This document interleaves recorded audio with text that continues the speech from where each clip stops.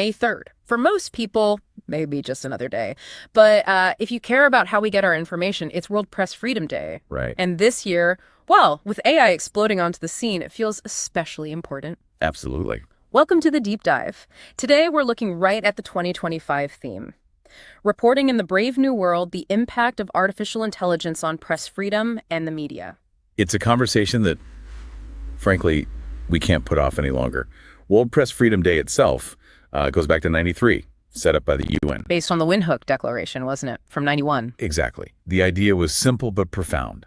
Celebrate press freedom, see how it's doing globally, defend media independence. And crucially, remember journalists who've died doing their jobs. A very solemn, important part of it, yes. Remembering those who pay the ultimate price for truth. So here we are, decades on, grappling with AI. This technology is just fundamentally reshaping how news gets made, how it reaches us, maybe even how we understand it. The scale is staggering. Right. The speed AI processes information, automates tasks.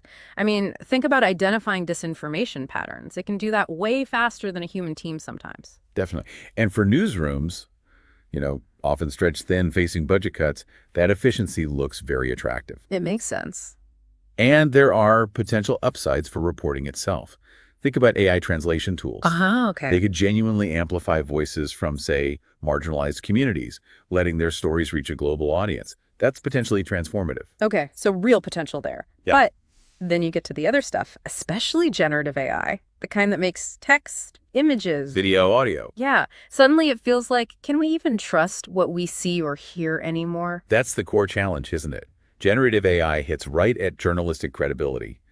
These deepfakes, video and audio, are getting so sophisticated. Scary sophisticated. Yeah, and it blurs that line between what's real and what's manufactured. The danger isn't just the fake itself, but the doubt it casts on everything. Making people question even legitimate news. Precisely.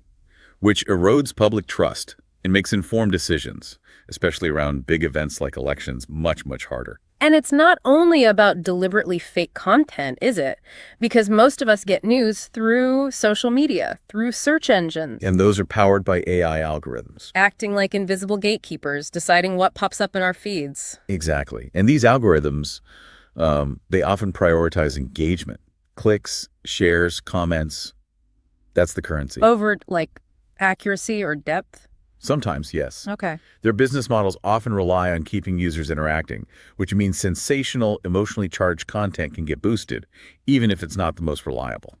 Editorial judgment takes a backseat to engagement metrics. And what does that do to smaller news outlets, independent media? It marginalizes them. They're careful, maybe less viral reporting gets drowned out. It can lead to this kind of news homogenization. Where only the loudest stuff breaks through. Potentially, yes. And dissenting voices, where those crucial local narratives we mentioned earlier, they risk getting lost.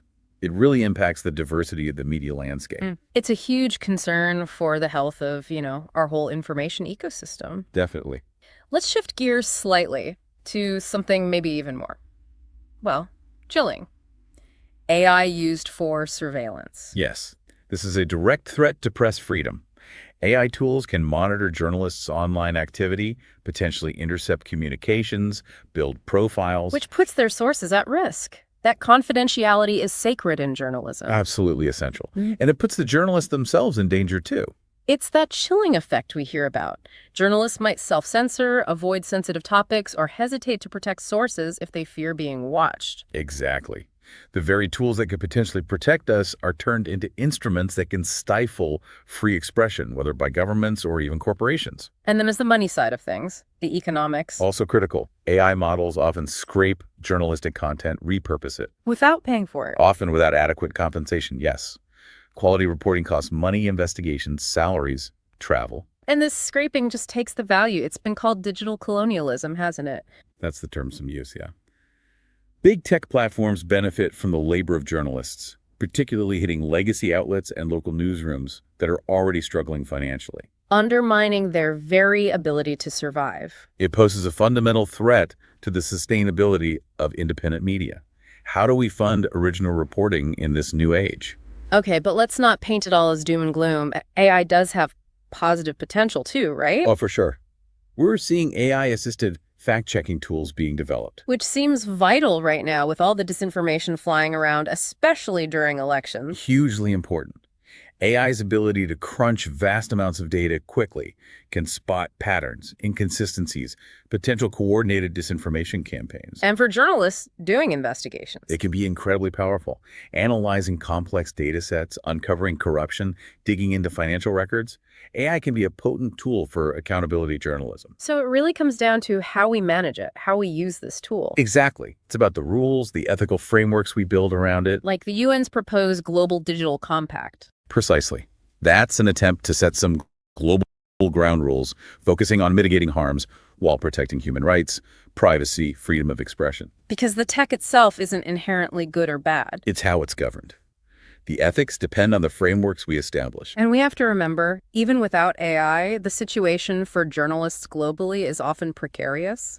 Terribly so. Organizations like Reporters Without Borders, the Committee to Protect Journalists, they document it constantly. Imprisonment, harassment, killings. It's a dangerous profession in many parts of the world. And now AI adds another layer. We're seeing AI-enabled censorship emerging. How does that work? Well, content might be removed or suppressed automatically, not by a person, but because an algorithm flags it based on certain biases or due to political pressure on the system. So the AI can be manipulated for censorship. Easily. Which shows how it can be used to control information flow and silence dissent, even if it seems neutral on the surface. It just underscores the incredible bravery of journalists working everywhere, really, in conflict zones, under authoritarian regimes, even in highly polarized democracies. War correspondents, investigative journalists, local reporters. They are often the bedrock of informed communities and democratic life. And World Press Freedom Day, as you said, it's also about remembrance. Yes, remembering the sacrifices. People who risked everything, including their lives, for the truth. We owe it to them to defend the right to report freely and safely. Journalism is a public trust. So looking at 2025 and beyond, it really feels like a critical moment, an inflection point. Absolutely. AI is evolving so fast. Our frameworks for media freedom, for ethics, for public responsibility, they need to evolve just as quickly. It requires us to be vigilant, doesn't it? And innovative. Vigilance, innovation, and solidarity among journalists, policymakers, tech companies, and the public. We're in this strange paradox, more power than ever to spread information globally. And yet this intense struggle for what's credible, who to trust, and the survival of independent journalism. Looking ahead, maybe the path isn't seeing journalism as a victim of AI, but maybe as the moral compass we need to navigate it. I like that framing. Journalism as the guide, not the casualty. Yeah. In this brave new world, those core principles, independence, ethics, truth-telling, are more vital than ever. So as you've been listening to our deep dive today, here's something to chew on. In this age of AI, how do we, all of us, ensure that press freedom doesn't just survive, but actually leads the way? What's your part in supporting ethical, independent journalism? Definitely some food for thought.